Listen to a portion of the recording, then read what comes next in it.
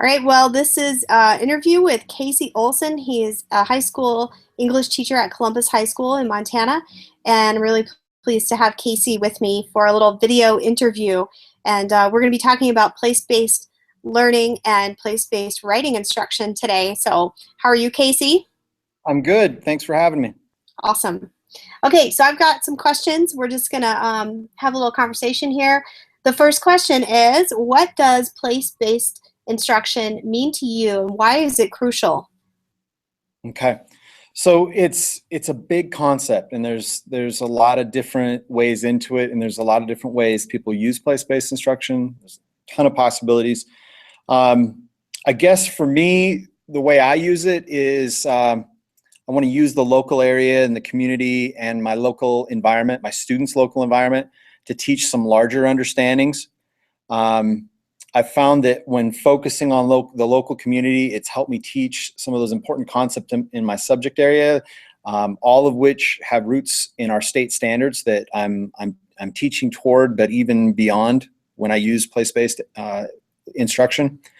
But it just puts it all this stuff about state standards. It makes it very personal to my students. If I can teach what's in the standards through place-based education, then I'm doing it in a very personal way. So I'm teaching things like research, I'm teaching things like argument writing, evidence gathering, multicultural education, Indian education for all, but even like poetry and nonfiction and even fiction through local place-based approaches. But I think about things like, like evidence gathering. It's not just evidence gathering, it's engaged. It's like evidence gathering in your neighbor's pasture and things that my students know well, or in the backyard, or someplace in our local community or the city park. There's a quote that I really like from Dr. James Banks, where he wrote that diversity enriches a nation and increases the ways in which its citizens can perceive and solve personal and public problems. He wrote that students are more likely to master skills when the teacher uses content that deals with significant human problems related to race, ethnicity, and social class within society. And providing content related to these issues and to the cultural communities in which students live is significant and meaningful to students.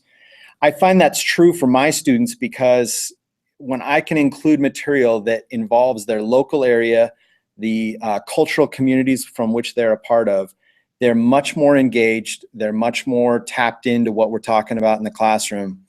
So as to why place-based education is so crucial, I'd have to say that students find so much of their identity through their connections to their local place.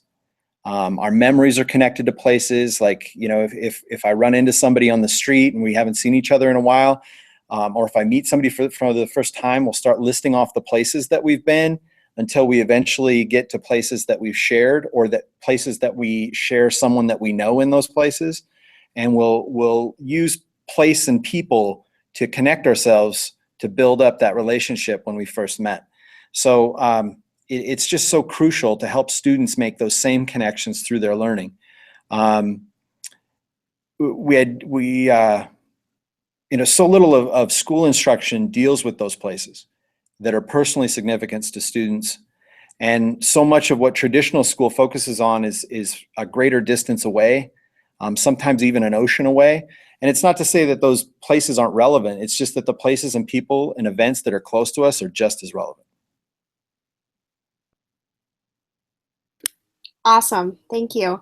And I think that's a really good connection to the next question, which is really a practical kind of question. I mean, it's more just giving specific examples of what you're talking about.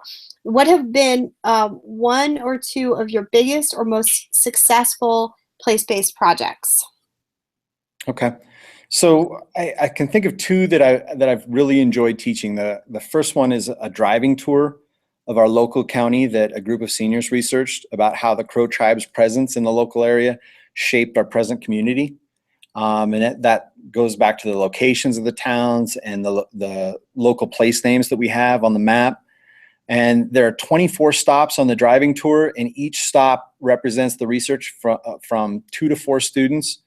And a few of the students worked with a graphic designer from Billings to make a professional brochure. And that driving tour brochure is now available for free at our local museum.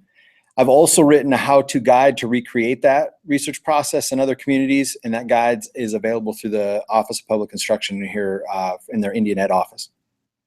The other project that I found really valuable in teaching with my students is a community research project that I've been doing with my sophomore classes the last 2 years.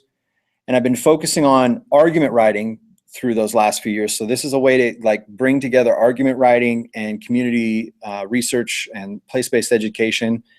And my students have become very versed in issues and evidence and claims. So I asked them to brainstorm local issues that affect them and their families and their neighborhoods. And we set out to learn more about those topics and find solutions. They write an initial report that introduces the issue. It explains their research and their methods, their findings and their interpretation of those findings, and then their conclusions and recommendations. So we're working towards solutions. It isn't just like something that they're very used to is Facebook, where people go onto Facebook, vent about local problems, but nobody ever works towards solutions or even researches in a very straightforward, practical way what would work best. And so these projects set out to do just that. And then they finish by writing an opinion editorial piece of 500 words or less that they send to the local paper. Within the project, the students interview community members, community leaders.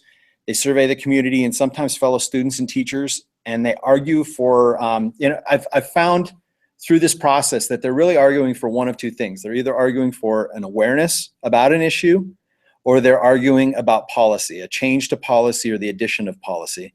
And so we have different strategies that we've worked out for each of those. But for instance, when they're arguing for awareness, it's in cases like road conditions on a county road. They want people to be aware that this is a problem and nothing's being done about it. Or the need for advanced life support ambulance services in remote regions of the county. They want to make people aware that advanced life support is only available in our largest town, and if you live outside of that you might wait for an hour or longer for advanced life support, things like that. And then as far as policy changes, they want to argue things like why students shouldn't be restricted to just water in classrooms, or why cell phones should be allowed through the individual teacher's discretion, things like that.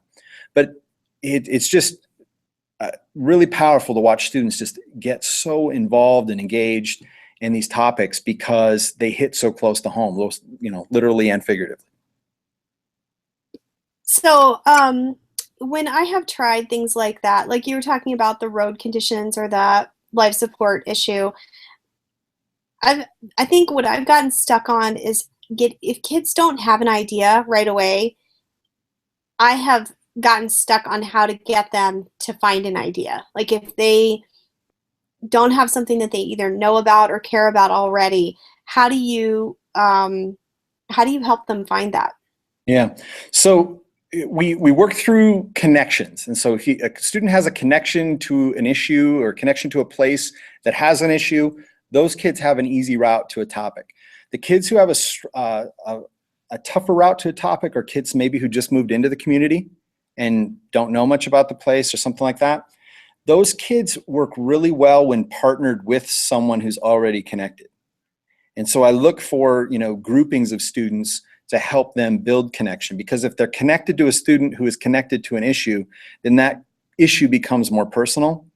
But there's also work that can be done before we even pick an issue. Like I found it useful this year to hold off about a week and a half. Like we talked about the project, we talked about local history.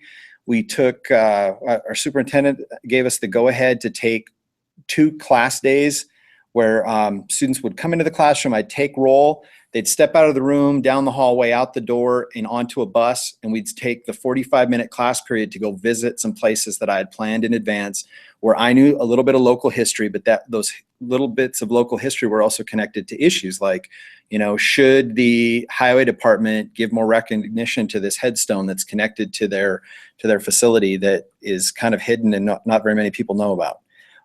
Should the old cemetery that was last used in 1901, should people know about that in our community, number one? And should we be building a subdivision around it and things like that? so we could then come back and talk about that as a possible issue, but then students could also keep a running list in their notebook of possible issues, of things that they knew about. And I already had some students during that process who were saying, well, Mr. Olsen, we really want to write about parking and the situation on Main Street with all the parking. And I'd say, okay, hold on to that one, but let's just keep looking at these. And if it comes out that that one's still your topic, then that's your topic at the end. But it really helps students to front load a ton of topic ideas, have topics about local issues before I ever ask them to pick a topic. And they've really taken off with it. And there were a few students picked topics that just weren't really working for them. And then I just have to have a conversation with them like, okay, but if you're not engaged with this topic, let's pick something else. What are you really concerned about? What are you really bothered by? And so we'd have a conversation around that, and they'd come up with something usually. Cool. That's really helpful. I especially like your idea of taking them on the little bus ride, because even if they don't get an idea from what you are pointing out, they might start to understand things in a different way, where then they see a problem or an issue that they want, that before might not have occurred to them as being like worthy of writing about or research. Okay, so I'm going to just move to the last question, because I think we really talked about the third one, which is sort of some steps. What is your next place-based writing project?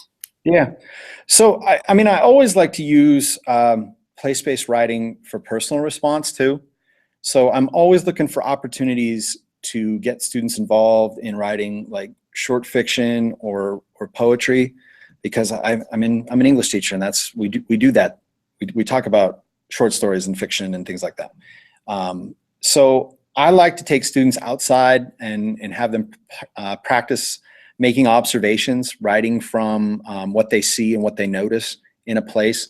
And as students get more practice with that, they can write some really powerful pieces. One prompt I really love is to take students to the local park and ask them a series of questions, and each question prompts them, and then they write, and then I give them another question, they start again. And I like to start with questions like, what do you see? And just write about what you see. And so they write for a bit, and then I ask them, what do you hear? And then we finish up with something like, what do you remember? And that seems like something really simple, but when you put students in a place like a park or a playground, many of my students have been to a playground before, so they have a wealth of memories that a series of questions like that can reconnect them with. And there's just so much literature out there that's rooted in a place like that, like Hemingway and Norman Maclean here in Montana. U of M's Victor Hugo talked about having triggering towns and how a place can trigger ideas and thoughts that you didn't know how to express before. So it's just a great way to get students writing nonfiction and poetry.